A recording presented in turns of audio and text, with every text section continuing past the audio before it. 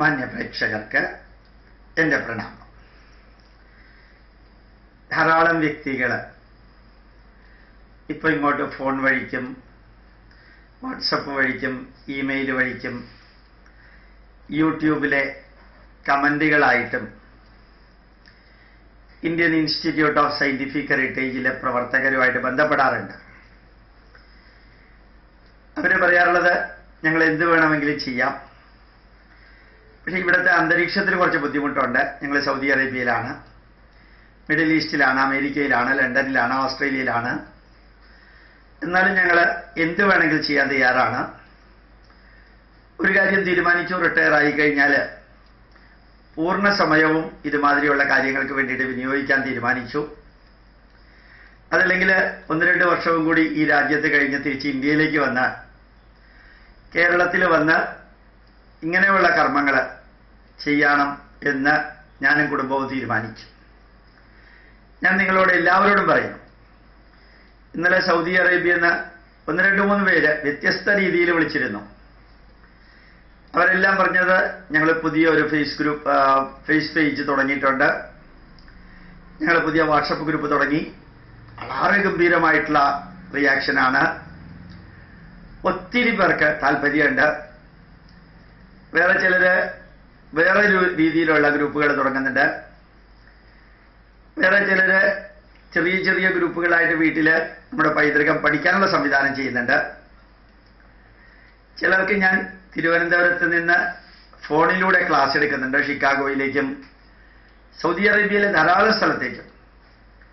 ഇതെല്ലാം കൂടി ചേർത്ത് ഞാൻ ഇടയ്ക്ക് പറയാറുണ്ടെങ്കിലും ഇപ്പോൾ ഇത് പറയാൻ കാരണം, റിട്ടയർ ആയതിനു ശേഷം എന്ത് ചെയ്യും, 2 വർഷത്തിന് ശേഷം എന്ത് ചെയ്യും, നാട്ടിലേക്ക് വന്നതിന് ശേഷം എന്ത് ചെയ്യും എന്നെല്ലാം പറയുന്നതിലൊന്നും ഒരർത്ഥവും ഇല്ല.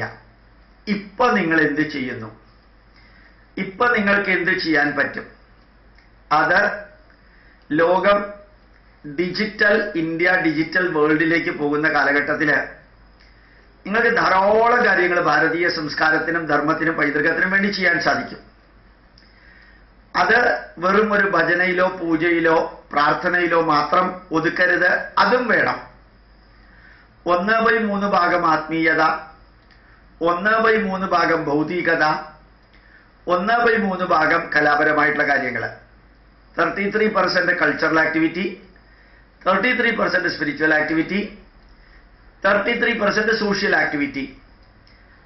ഇങ്ങനെ നിങ്ങൾ ചെയ്യുകയാണെങ്കിൽ ഭാരതത്തിലെ സമഗ്രമായിട്ടുള്ള നമ്മളുടെ ഉൾപ്പെടെയുള്ള വികാസത്തിന് അത് വളരെ സഹായിക്കും. ലോകത്തിൽ എവിടെ ജീവിക്കുന്നവർക്കും കുറവുകളുണ്ട്. ഞാൻ ഈ അടുത്ത കാലത്ത് ന്യൂയോർക്കിൽ താമസിച്ച വീട്ടിൽ ആ മുനിസിപ്പാലിറ്റിയിൽ വീടിന്റെ ടാക്സ് കേട്ടപ്പോൾ ഞാൻ ഷോക്ക് അടിച്ചു പോയി. ഏതാണ്ട് $20,000. $20,000 എന്ന് പറഞ്ഞാൽ എത്ര ലക്ഷം രൂപയാണ് ആ വീടിന് ടാക്സ്. അപ്പൊ അവർക്ക് അവിടെ അതിന്റെ പ്രോബ്ലം ഉണ്ട്. കുറെ കൂടി ദൂരെ പോയി കഴിഞ്ഞാൽ $2,000 ഉണ്ടാവുള്ളൂ ടാക്സ് ഇതേപോലത്തെ ഒരു വീടിന്. അപ്പൊ താമസിക്കുന്ന വീടിനോ താമസിക്കുന്ന സ്ഥലത്തോ താമസിക്കുന്ന രാജ്യത്തിനോ നമ്മളുടെ വീട്ടിലുള്ളവർക്കോ നമ്മുടെ കമ്പനിയിലുള്ളവർക്കോ നമ്മളുമായിട്ട് ബന്ധപ്പെടുന്നവർക്കോ എല്ലാവർക്കും എന്തെങ്കിലുമൊക്കെ പ്രശ്നങ്ങൾ ഉണ്ടാവും. അതുകൊണ്ട് ആ പ്രശ്നങ്ങളെ കുറിച്ച് നിരന്തരം ചർച്ച ചെയ്യുന്ന ഒരു വിഭാഗം ജനതയുണ്ട്. ആ പ്രശ്നങ്ങളെ പരിഹരിക്കുന്ന രണ്ടാമത്തെ ഒരു വിഭാഗമുണ്ട്. ആ പ്രശ്നങ്ങളെല്ലാം അവസരങ്ങളാക്കി മാറ്റുന്ന മൂന്നാമത്തെ ഒരു വിഭാഗമുണ്ട്.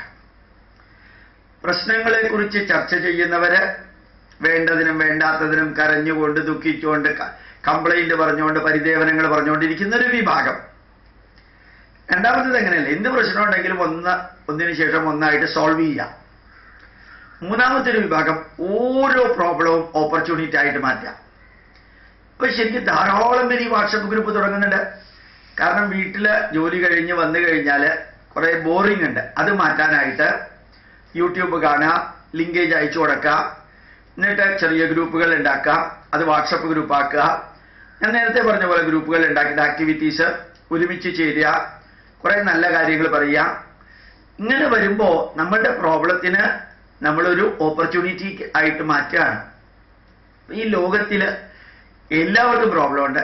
സമയത്തിന്റെ അടിസ്ഥാനത്തിലുള്ള പ്രോബ്ലം, ഊർജത്തിന്റെ അടിസ്ഥാനത്തിലുള്ള പ്രോബ്ലം, സമ്പത്തിന്റെ അടിസ്ഥാനത്തിലുള്ള പ്രോബ്ലങ്ങളുണ്ട്, ആരോഗ്യത്തിന്റെ അടിസ്ഥാനത്തിലുള്ള പ്രോബ്ലം ഉണ്ട്, വീട്ടുകാരുടെ സഹകരണ നിസ്സഹകരണ അടിസ്ഥാനത്തിലുള്ള പ്രോബ്ലം ഉണ്ട്, കുട്ടികളില്ല എന്നുള്ള പ്രോബ്ലം ഉണ്ട്, കുട്ടികൾ പഠിക്കുന്നില്ല എന്നുള്ള പ്രോബ്ലം ഉണ്ട്, സ്കൂൾ അടുത്തില്ല എന്നുള്ള പ്രോബ്ലം ഉണ്ട്, സ്വന്തക്കാരും അടുത്തില്ല എന്നുള്ള പ്രോബ്ലം ഉണ്ട്. ഇതെല്ലാവർക്കും ഉള്ള പ്രോബ്ലമാണ്.